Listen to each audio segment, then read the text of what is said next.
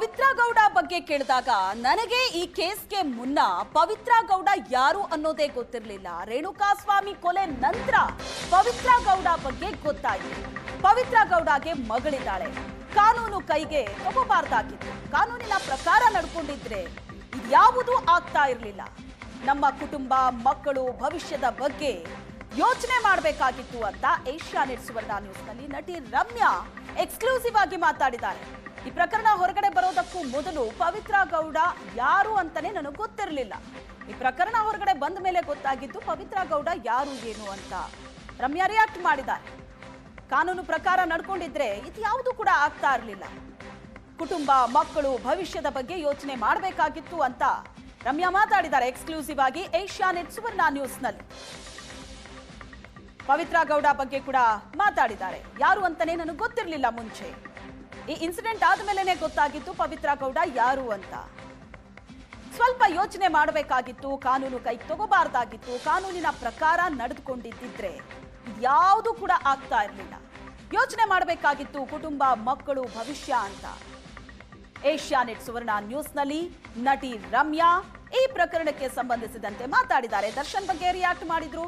ಜೊತೆಗೆ ಈ ಪ್ರಕರಣದ ಮೊದಲ ಆರೋಪಿ ಪವಿತ್ರ ಗೌಡ ಬಗ್ಗೆ ಕೂಡ ರಿಯಾಕ್ಟ್ ಮಾಡಿದ್ದಾರೆ.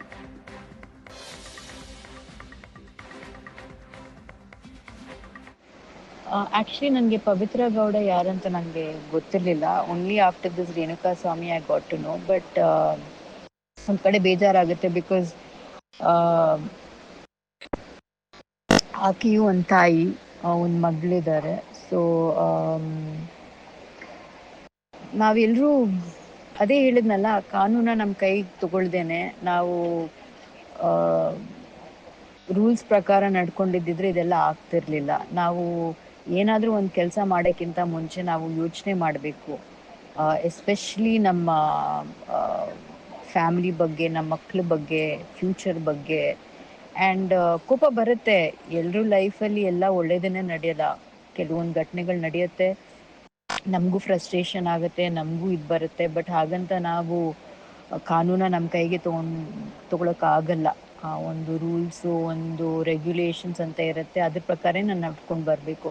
ಅದರಲ್ಲೂ ನಿಮಗೆ ಫ್ರಸ್ಟ್ರೇಷನ್ ಆಗಬಹುದು. ಬಟ್ ಹಾಗೆ ನೀವು ಮಾಡ್ಕೊಂಡು ಹೋದರೆ, ಒಂದು ನೀವು ನಿಮ್ಮ ಜೀವನ ನೀವು ಹಾಳು ಮಾಡ್ಕೋತೀರಾ, ಇನ್ನೊಂದು ಸೊಸೈಟಿಗೆ ಏನು ಹೇಳ್ತೀರಾ. ಪ್ಲಸ್ ಇವಾಗ ನೋಡಿ, ಅದೇ ಥರ ಬೇರೆಯವರು ಮಾಡ್ಕೊಳ್ಳೋಕೆ ಶುರು ಮಾಡಿಕೊಂಡ್ರೆ ಯಾವ ಥರ ಸಮಾಜದಲ್ಲಿ ಇರ್ತೀವಿ ಯೋಚನೆ ಮಾಡಿ ನೀವು. ಸೊ ಬೇಜಾರಾಗುತ್ತೆ. But it is what it is. ಎಲ್ಲದಕ್ಕೂ ಒಂದು ಲಿಮಿಟ್ ಇರುತ್ತಲ್ವಾ. ಆ್ಯಂಡ್ ಅಬವ್ ಎವ್ರಿಥಿಂಗ್ ಒಂದು ಕಾನೂನು ಅಂತ ಇದೆ, ಅದನ್ನು ನಾವು ಯಾರೂ ಎಸ್ಕೇಪ್ ಮಾಡೋಕ್ಕಾಗಲ್ಲ. So it is what it is. Renukaswamy ಕುಟುಂಬಕ್ಕೆ ನ್ಯಾಯ ಸಿಕ್ಕಿದೆ ಅಂತ ಹೇಳಿದ್ದಾರೆ ನಟಿ ರಮ್ಯಾ. ರೇಣುಕಾಸ್ವಾಮಿ ಕುಟುಂಬದ ಬಗ್ಗೆ ಕೂಡ ಮಾತಾಡಿದ್ದಾರೆ. ಈಗ ತಾನೇ ಒಂದು ಪುಟ್ಟ ಮಗು ಆಗಿದೆ, ಕುಟುಂಬಕ್ಕೆ ನ್ಯಾಯ ಸಿಕ್ಕಿದೆ ಅಂತ ನಟಿ ರಮ್ಯಾ ಸ್ಟೇಟ್ಮೆಂಟ್ ಕೊಟ್ಟಿದ್ದಾರೆ. ಆತನ ಪತ್ನಿಗೆ ಈಗಷ್ಟೇ ಮಗು ಆಗಿದೆ, ಕುಟುಂಬಕ್ಕೆ ನ್ಯಾಯ ಸಿಕ್ಕಿದೆ ಅಂತ ನಟಿ ರಮ್ಯಾ ರಿಯಾಕ್ಟ್ ಮಾಡಿದ್ದಾರೆ. ಈ ಪ್ರಕರಣದಲ್ಲಿ ಜೈಲ್ ಪಾಲಾಗಿದ್ದ ದರ್ಶನ್ ಗ್ಯಾಂಗ್ ಬೇಲ್ನ ನಂತರ ಹೊರಗಡೆ ಬಂದಿದ್ರು ಕಳೆದ ಡಿಸೆಂಬರ್ನಲ್ಲಿ. ಆದರೆ ಹೈಕೋರ್ಟ್ ಜಾಮೀನು ಸುಪ್ರೀಂ ಕೋರ್ಟ್ ರದ್ದು ಮಾಡಿ ಆದೇಶವನ್ನ ಕೊಟ್ಟ ನಂತರ ಮತ್ತೆ 7 ಮಂದಿ ಆರೋಪಿಗಳು ಜೈಲ್ ಪಾಲಾಗಿದ್ದಾರೆ. ನಟಿ ರಮ್ಯಾ ರಿಯಾಕ್ಟ್ ಮಾಡಿದ್ದಾರೆ. ಕುಟುಂಬಕ್ಕೆ ನ್ಯಾಯ ಸಿಕ್ಕಿದೆ ಅಂತ ಹೇಳಿದ್ದಾರೆ. ರೇಣುಕಾಸ್ವಾಮಿ ಪತ್ನಿಗೆ ಈಗ ತಾನೇ ಮಗು ಆಗಿದೆ, ಕುಟುಂಬಕ್ಕೆ ನ್ಯಾಯ ಸಿಕ್ಕಿದೆ ಅಂತ ನಟಿ ರಮ್ಯಾ ಪ್ರತಿಕ್ರಿಯೆ ಕೊಟ್ಟಿದ್ದಾರೆ.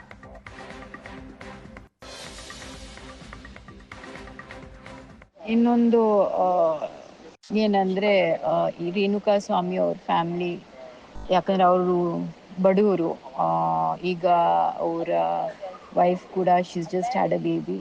ಸೊ ಅವ್ರಿಗೆಲ್ಲೋ ಒಂದು ಕಡೆ ಜಸ್ಟಿಸ್ ಸಿಕ್ಕಿದೆ ಅಂತ ನಾನು ಅನ್ಕೋತೀನಿ. ಇನ್ನೊಂದು ಏನಂದರೆ, ಈ ರೇಣುಕಾಸ್ವಾಮಿ ಅವ್ರ ಫ್ಯಾಮ್ಲಿ, ಯಾಕಂದರೆ ಅವರು ಬಡವರು. ಈಗ ಅವರ ವೈಫ್ ಕೂಡ she's just had a baby. So ಅವ್ರಿಗೆಲ್ಲೋ ಒಂದು ಕಡೆ ಜಸ್ಟಿಸ್ ಸಿಕ್ಕಿದೆ ಅಂತ ನಾನು ಅನ್ಕೋತೀನಿ.